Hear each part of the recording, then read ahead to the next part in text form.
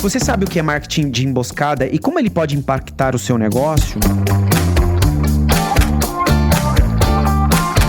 Olá, eu sou Leandro Ramos, este é mais um episódio do Juridicast, o seu podcast de marketing jurídico. A Copa do Mundo do Catar está se aproximando e sempre que chegamos próximo a um mega evento, as discussões sobre marketing de emboscada sempre ganham fôlego. Afinal, o que é marketing de emboscada? Quais são as questões legais que estão por trás dessa prática? E mais, quais os cuidados que o meu escritório deve tomar em relação a este assunto? Para debater esse tema que une tão bem marketing e direito, tenho o prazer de receber no Juridicast a Gabriela Lima, que é sócia do escritório Guzmão Labruni. Gabriela, seja muito bem-vinda ao Juridicast. Leandro, muito obrigada pelo convite. Nessa época, no escritório a gente não fala de outra coisa, é só marketing de emboscada. Então vamos falar um pouquinho mais aqui também. Bacana. E aproveitando justamente esse momento, né, Gabriela, né, com a chegada da Copa do Mundo, né, esse assunto ganha força aí nas empresas e até nos escritórios de advocacia, né? Afinal, o que é marketing de emboscada? Bom, Leandro, o marketing de emboscada, ele é uma estratégia de marketing que consiste basicamente em uma empresa associar a imagem da sua marca, associar seus produtos, associar os seus serviços a um determinado evento para se promover sem a devida autorização do organizador desse grande evento. É claro que a gente está falando aqui da Copa do Mundo, porque está chegando aí, né, a Copa do Mundo da FIFA, mas marketing de emboscada pode acontecer também com outros eventos e outros grandes eventos. Olimpíadas também é um exemplo clássico, né? Sempre em épocas de Olimpíadas esse tema também fica muito em alta. Então todas essas estratégias de marketing, essas tentativas de associação sem autorização do organizador do evento é considerado um marketing de emboscada. Esse organizador, ele normalmente já conta com outros patrocinadores oficiais e aí nessas negociações dos patrocinadores oficiais também está incluso ali o direito de você se associar ao evento de forma exclusiva. Então, quando tem, né, um terceiro que não teve esse direito de se associar e está se beneficiando aí de alguma forma do evento, pegando uma carona nesse evento,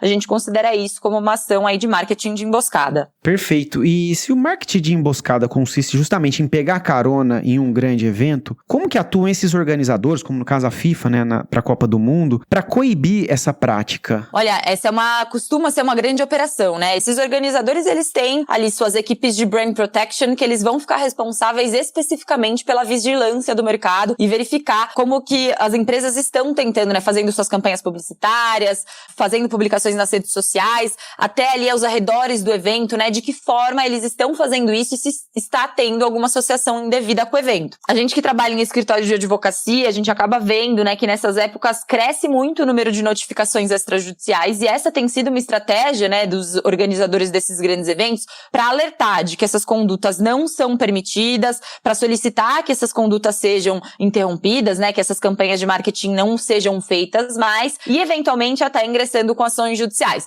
Então, primeiro, né, passa por essa equipe de brand protection que faz essa vigilância, sendo identificada essas ações, notificações extrajudiciais ou até ações judiciais, dependendo da gravidade do caso. Perfeito. E Gabriela, existe a possibilidade também de eventualmente um patrocinador monitorar e avaliar até se o concorrente está usando indevidamente a marca do evento? Sim, Leandro, muito bom ponto, na verdade. Os casos que a gente, né, quando a gente avalia esses casos de marketing de emboscada, sempre surge um alerta vermelho quando a gente está falando de uma empresa que não é patrocinadora e que a sua concorrente direta é patrocinadora do evento. As patrocinadoras oficiais, como eu mencionei, elas têm o direito, né, nessas cotas de patrocínio está prevista ali a exclusividade. Então, quando essas empresas que são as patrocinadoras oficiais também identificam essas campanhas, né, pelas suas concorrentes, também fazem até uma pressão ali, né, no organizador do evento, para que o organizador do evento tome as medidas. Mas aí é importante dizer que se o patrocinador oficial identificou algum ato aí possível de marketing de emboscada, a rota normal aí dessa notificação ou de acionar essa empresa que não é patrocinadora oficial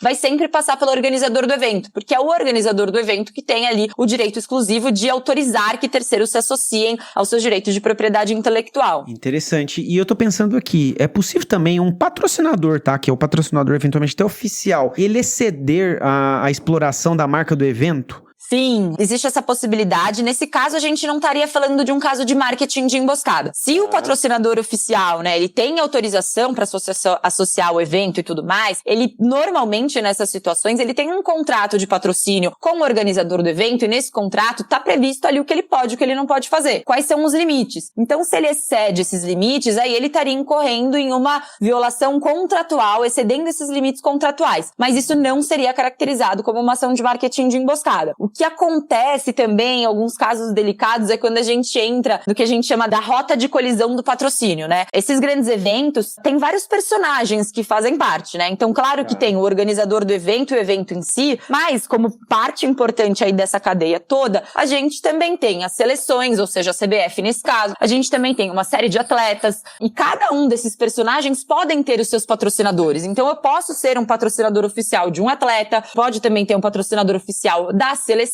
e o patrocinador oficial do evento. O que acontece, né? Então, o patrocinador oficial do atleta não pode se associar diretamente ao evento. Ele tem que tomar cuidado para fazer associação com aquele que ele tem o contrato de patrocínio. O patrocinador do evento também não vai poder se associar diretamente a um atleta. Ele vai fazer associação com o evento especificamente. Então, falar de Copa do Mundo sem fazer referência ou sem usar a imagem do atleta, sem fazer referência a uma determinada seleção da qual ele não é um patrocinador. Então, nesses casos, a gente tem, né, às vezes o que a gente chama dessas rotas de colisão de patrocínio, quando a gente fala de marcas esportivas, então, né, as grandes empresas esportivas, pode ser que um evento tenha um determinado patrocinador, o atleta vai ser patrocinado por uma outra grande marca esportiva, e aí o cuidado tem que ser esse. Até onde eu vou me associar com o meu atleta sem começar a me associar com o evento, como eu vou me associar a essa seleção que eu patrocínio sem me associar ao evento, e aí acaba cometendo uma prática de marketing de emboscada. Perfeito, Gabriela. E você mencionou, né, que quando uma empresa pratica marketing de emboscada, ela pode sofrer penalidades, né? E aí, a pergunta que eu tenho é, quais são as penalidades que uma empresa que pratica o marketing de emboscada pode sofrer? Olha, acho que são duas penalidades principais, né? A primeira delas, enfim, claro que esses casos a gente vai depender de uma decisão judicial reconhecendo essa prática como sendo uma prática de marketing de emboscada, e aí a penalidade, a consequência disso, essas decisões elas normalmente vão determinar a suspensão da veiculação dessa publicidade. E isso pode ser um grande prejuízo, né? Então a empresa que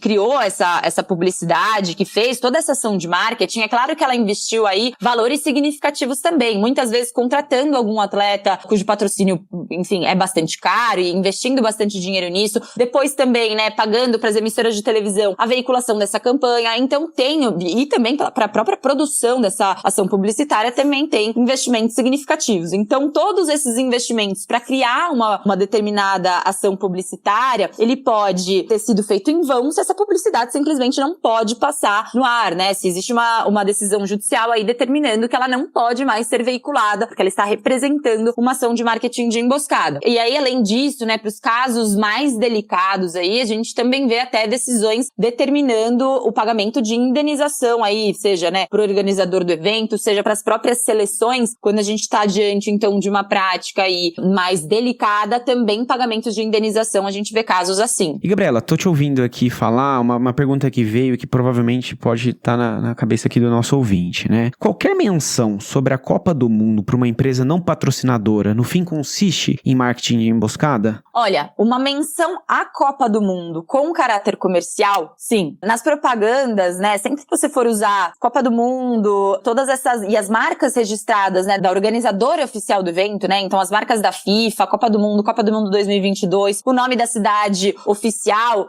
sempre que você vai fazendo essas menções em uma campanha publicitária, que claro, tem caráter comercial, você tá correndo um risco enorme ali de caracterizar essa ação como um marketing de emboscada. Nessas campanhas, o ideal é optar ali por menções ao esporte, né, menções ao futebol, pode também usar as cores verde e amarela, né, então são as cores da bandeira nacional, não tem problema em usar as cores da bandeira nacional, não tem problema em fazer uma campanha falando de futebol nessa época, também não tem problema algum usar atletas nas suas campanhas publicitárias. Qual que é o grande problema, né, fazer essas referências diretas à Copa do Mundo, acumular também todos esses elementos que eu mencionei, né, então fazer uma campanha publicitária nessa época, falando de esporte, falando de futebol especificamente, colocando atletas que fazem parte do evento ou que já fizeram parte do evento, falando o nome da cidade sede, colocando o ano 2022, né, que é o ano de Copa do Mundo. Enfim, quando você começa a acumular todos esses elementos, também a gente começa a ter um risco aí de que o marketing de emboscada seja caracterizado. Qualquer referência direta com caráter comercial, sim, grandes chances de caracterizar o marketing de emboscada. Ideal é fazer, então, referências que não sejam diretas, fazer referências marcas genéricas e tomar cuidado também com a acumulação desses elementos genéricos para que no conjunto isso também não seja feita aí de alguma forma uma associação que remeta mais diretamente mesmo à Copa do Mundo e aí, portanto, de novo, marketing de emboscada caracterizado. Perfeito. Então quer dizer que é possível usar o tema da Copa sem configurar a infração de propriedade intelectual? Sim, é possível usar o tema da Copa sem configurar o marketing de emboscada. De novo,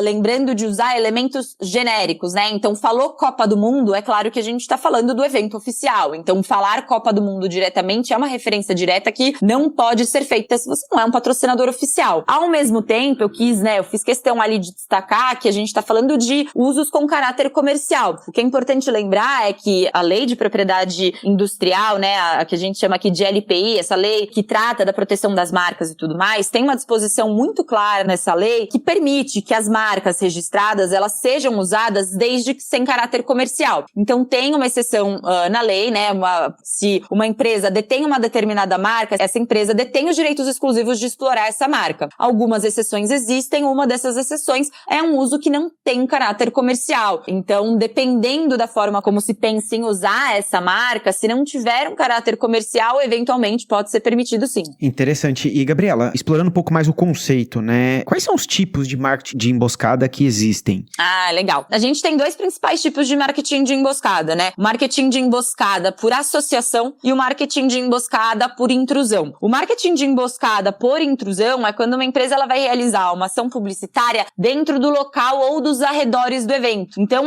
de fato, essa intrusão, ela remete ali a uma intrusão física mesmo, né? Dentro do lugar ou das intermediações ali dos arredores do evento para divulgar a sua marca. Então, ali, né, dentro do estádio, distribuição de panfletos, camisetas ali com a marca de uma empresa que não é patrocinador oficial, distribuição de acessórios, né? Então, balões, etc. Tudo isso seria configurado, poderia ser reconhecido como uma ação de marketing de emboscada por intrusão. O marketing de emboscada por associação, então, são todas aquelas outras associações, de fato, que são feitas, né, da empresa, da marca da empresa, da imagem, dos seus produtos com o evento, sem autorização, claro, do organizador do evento. Então, qualquer tipo de associação entra nessa categoria aí de marketing de emboscada por associação. Tá, e Gabriela, além das consequências legais que a gente tá falando aqui, né, existem alguns efeitos que extrapolam o jurídico, né, que o marketing de emboscada pode causar na marca das empresas que o pratica? Olha, na prática, a gente não costuma ver tanto esses efeitos para a imagem da marca, né? Do ponto de vista do público e dos consumidores,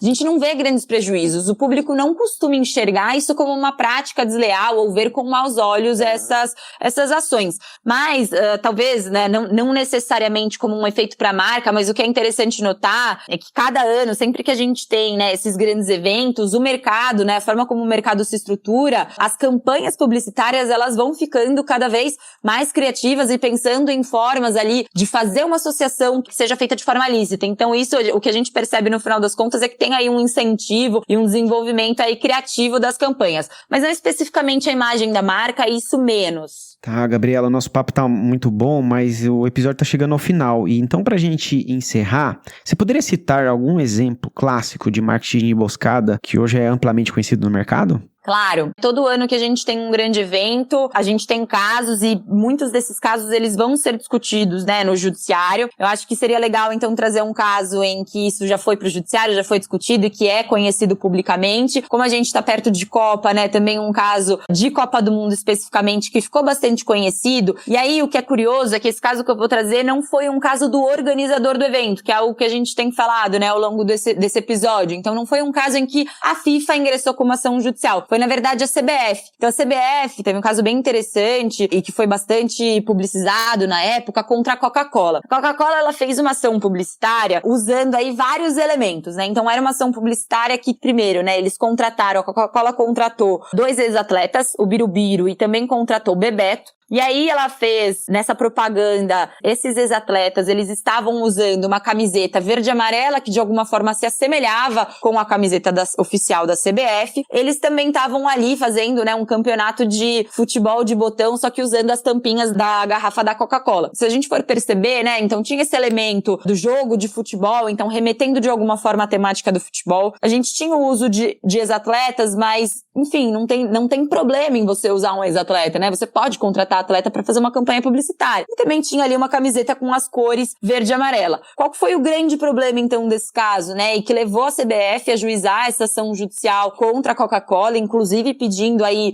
não apenas, né, que ela parasse de exibir essa campanha, mas também requerendo aí o pagamento de indenização, foi justamente essa acumulação de vários elementos, né? Então, sempre quando a gente está falando de uso de vários elementos que possam remeter ao ou o organizador do evento, ou nesse caso, a própria seleção brasileira, a gente pode estar correndo um risco grande aí de marketing de emboscada. Nesse caso, então, com essa ação publicitária, depois quem tiver curiosidade pode pesquisar, que dá pra achar super fácil aí no Google, a CBF, né, ingressou com essa ação judicial. Foi um caso que tramitou lá no Rio de Janeiro. Em primeira instância, a Coca-Cola foi, sim, condenada e o tribunal entendeu que ela deveria parar de divulgar essa propaganda e não mais publicar nenhuma imagem que se relacionasse ali de alguma forma com a seleção brasileira. O que pegou muito nesse caso, né, foi o uniforme, que acabou parecendo muito com o uniforme oficial da seleção. Lembrando que a gente está num contexto de ex-atletas que já usaram também esse uniforme, né? Então acho que a acumulação desses elementos levou aí essa associação direta à CBF. Esse caso foi interessante porque chegou ali até o STJ e também, né, aquela primeira decisão, então, entendendo que caracterizava um marketing de emboscada, ela foi mantida e, inclusive, a Coca-Cola foi condenada aí para pagar indenização para a CBF. Então, foi um caso em que o marketing de emboscada foi, sim, caracterizado por conta dessa campanha publicitária, foi veiculada durante as eliminatórias da Copa do Mundo de 2010. Muito bom, Gabriela. Vamos ver, né, como é que esse ano se desenrola, né, as ações aí de marketing de emboscada, né? E gostaria de agradecer sua participação aqui no Juridicast e deixo já o meu convite para você voltar mais vezes. Muito obrigada. Todo ano aí que tiver grandes eventos, me chama então pra gente comentar os últimos casos de marketing de emboscada. Vamos ver o que vai ter nesse ano. Obrigado. Gostou desse podcast? Então compartilhe o episódio nas redes sociais e acompanhe o Juridicast, produzido pela agência Javali, especialista em marketing jurídico. Um grande abraço e até a próxima quarta-feira, às 7 da manhã.